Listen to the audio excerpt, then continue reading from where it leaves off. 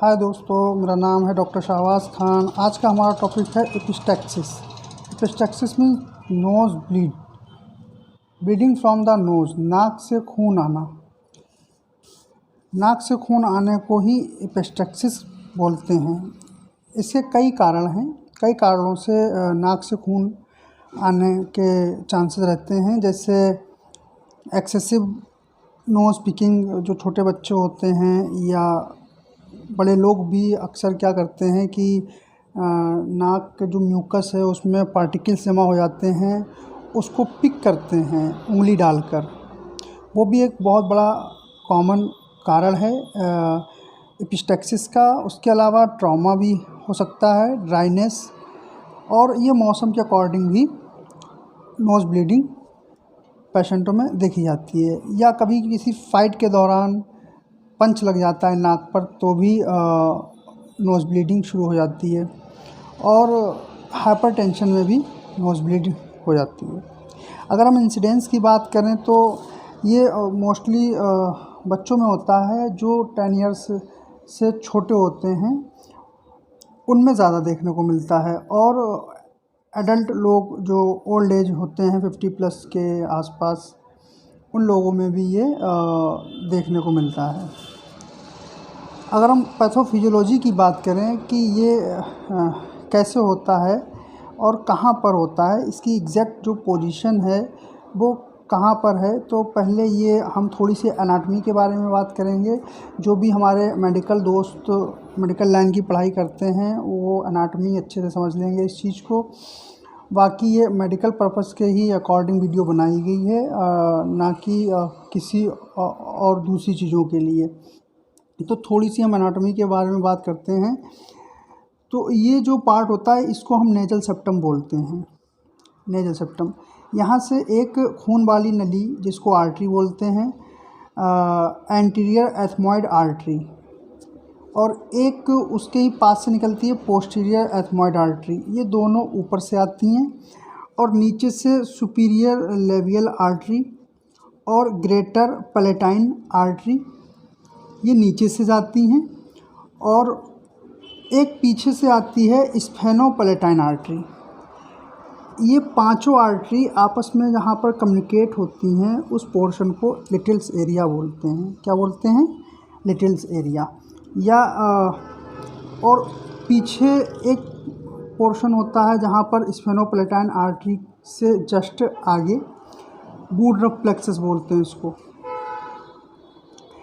तो एक जो लिटिल्स एरिया पास जो आर्टरी रप्चर होती है, ये नेटवर्क होता है आर्टरी का।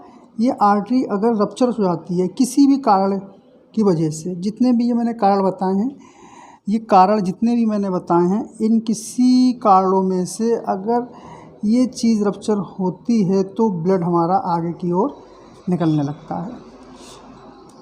एंड सेकेंड क्या होता है कि इसको हम एंटीरियर एपिस्टैक्सिस बोलते हैं। इसी तरह से एक पोस्टीरियर एपिटैक्सिस भी होता है जो पोस्टीरियर पीछे साइड में होता है।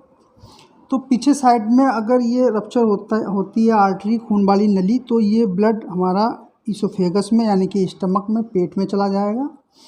पेट में जाने से क्या होगा, पेशेंट को नौजिया यानी कि जी मिचलाना और वोमिटिंग भी साथ में शुरू हो सकती है। तो ये तो हमने एनाटॉमी की बात कर ली है और पैथोफिजियोलॉजी की बात कर ली है।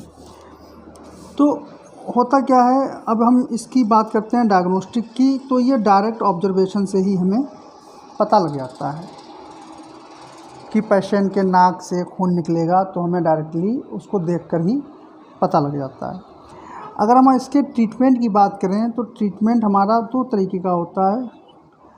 वैसे तो 3 तरीके का है, एक सर्जिकल भी है, इसमें सर्जिकल ट्रीटमेंट भी है, वो हम बात करेंगे। तो पहला जो ट्रीटमेंट है वो नॉन फार्मास्यूटिकल ट्रीटमेंट है। अक्सर यही ट्रीटमेंट देने से पेशेंट को बहुत आराम मिलता है, उसकी ब्लीडिंग भी स्टॉप हो जाती है। तो हम क्या करेंगे कि उस पेशेंट पर डायरेक्ट प्रेशर, यानी कि जो नाक की टिप्स है, हमारी टिप, इसको हम बहुत टाइट से अपने नॉस्ट्रिल को प्रेस करेंगे इसको, और कितने मिनट के लिए, 10 मिनट के लिए इसको हम कंप्रेस करे रहेंगे और मुंह से हम सांस लेते रहेंगे। उसके अलावा हम इस चीज़ को टिल्टिंग द हेड फॉरवर्ड, आगे की ओर झुककर अपने नाक को दबाएंगे और बहुत टाइटली दबाएंगे। इसके अलावा 10 मिनट के बाद हम आइस थेरेपी भी कर सकते हैं। तो इस ट्रीटमेंट को हम नॉन फार्माकोलॉजिकल ट्रीटमेंट बोलते हैं। अगर हम फार्माकोलॉजिकल ट्रीटमेंट की बात करें तो फार्माकोलॉजिकल ट्रीटमेंट जो है वो वैसोकॉन्स्ट्रिक्शन मेडिकेशन जैसे फिनाइलिफ्रीन और ऑक्सीमेटाजोलिन, ये क्या करती हैं मेडिसिन्स, ये जो हमारी वेसल्स हैं, खून ले जाने वाली नलिकाएं हैं, इनमें जकड़न पैदा कर देती है, इनको कॉन्स्ट्रिक्ट कर देती है। जब ये जकड़न कॉन्स्ट्रिक्ट हो जाती हैं, ये ट्यूब जब कॉन्स्ट्रिक्ट हो जाती हैं, सिकुड़ जाती हैं, तो क्या होता है कि ब्लड जो बाहर निकल रहा है, ये ब्लड बाहर निकलना बंद हो जाएगा। ठीक है। इसके अलावा हम एंटी हेमरेजिक मेडिकेशन भी यूज़ करते हैं, जिसमें हमारा ट्राइनेक्सामिक एसिड आता है और इटाइमसिलेट भी आता है, थाइमसिलेट, हेमेटोस्टेसिस भी आती हैं मेडिसिन्स। ये सारी मेडिसिन्स होती हैं जो ब्लड को रोकने के लिए यूज़ की जाती हैं। इसके बाद हम सर्जरी की बात करेंगे। सर्जरी में nasal packing nasal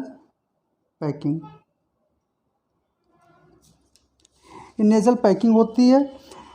nasal packing में क्या होता है कि इसमें कॉटन, इस एरिए पे हम कॉटन इंसर्ट कर देते हैं और 5 से 6 दिन के लिए वो कॉटन इंसर्ट रहती है।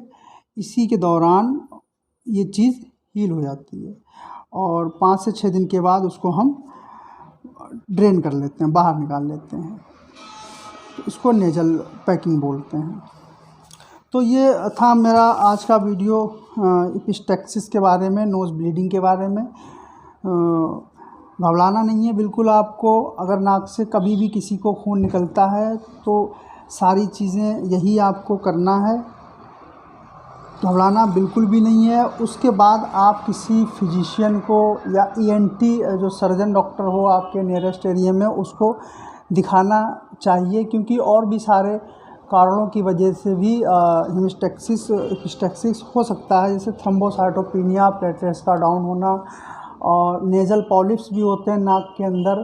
पॉलिप्स, उनके भी रप्चर होने से नाक से ब्लीडिंग शुरू हो जाती है। प्रेग्नेंट लेडीज़ होती हैं, उनके भी सिस्टमिक कारण भी बहुत सारे होते हैं।